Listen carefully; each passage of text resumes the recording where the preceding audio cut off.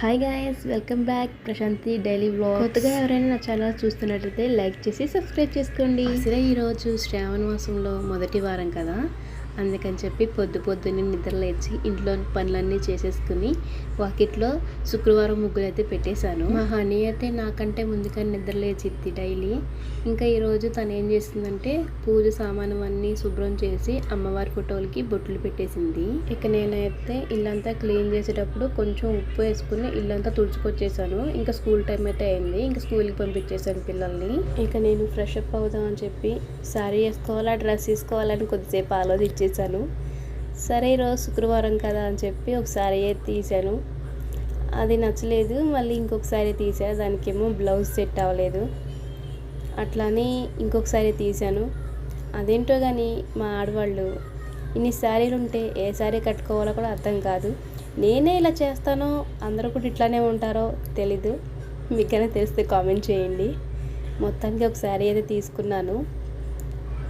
వెతికి blouse set చేస్తే వేసుకుందాం అనుకున్న లోపే మళ్ళీ ఒక డౌట్ వచ్చింది.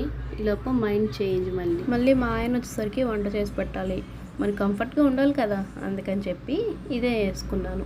కాళ్ళకైతే పసుపు మొత్తం కాళ్ళ చుట్టూ గ్యాప్ లేకుండా రాసుకోవాలి ఎవరైనా సరే, అట్లా రాసుకుంటేనే మంచిదండి. నేను ఒకసారి ఇప్పుడు పొడిగా రాస్తే ఎవరో చెప్పారు, అందుకని చెప్తున్నాను. ఇక అయితే అమ్మవారికి ప్రసాదం చేద్దామని చెప్పి పాయసం చేస్తున్నాను. ఎందుకంటే ఈరోజు శుక్రవారం కదా, అందుట్లోనూ మొదటి శుక్రవారం, అందుకని చెప్పి ఈరోజు పాయసం చేస్తున్నాను, సగ్గుబియ్యం పాయసం. గిన్నె పెట్టేసినాక గుర్తొచ్చింది గిన్నె చుట్టూ పసుపు రాయాలని చెప్పి, అందుకని చెప్పి ఇంకా స్టవ్ ఆన్ చేసినాక పసుపు రాసి బొట్లు పెట్టేశాను. మన తెలివితేటలు మరి ఇట్లా ఉంటాయి. సగ్గుబియ్యం ఎలాగో ఉడుగుతూ ఉంటాయి కదా, ఈలోపు బెల్లం కూడా ప్రిపేర్ చేసి పెట్టేసుకున్నాను.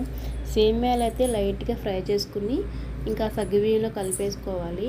అవి ఇంకా రెండు ఉడుకుతూ ఉంటాయి అని చెప్పి నేనైతే ఫ్రెష్ అప్ అవుదామని వచ్చేసాను. ఎలాగో ప్రసాదం కూడా రెడీ అయిపోతుంది కదా, ఈలోపు మనం రెడీ అయిపోదాం పూజ చేసుకోవడం అని చెప్పి రెడీ అయిపోయాను. ఒకవైపు పప్పు టమాటా కూడా పెట్టేశాను, కుక్కర్లో ఉడుకుతూ ఉంది. ఇంకా ఎలాగో ప్రసాదం అయిపోయింది కదా అని చెప్పి ఆ స్టవ్ మీద బొగ్గులు పెట్టేశాను. ఎందుకంటే అమ్మవారికి సాంబ్రాణి ధూపం అంటే చాలా ఇష్టం. మా హనీ స్కూల్కి వెళ్ళేటప్పుడు నాకైతే చాలా హెల్ప్ చేసి వెళ్ళింది. దేవుడి ఫోటోలు అన్నిటికి బొట్లు పెట్టేసి శుభ్రంగా పువ్వులు పెట్టేసి వెళ్ళింది.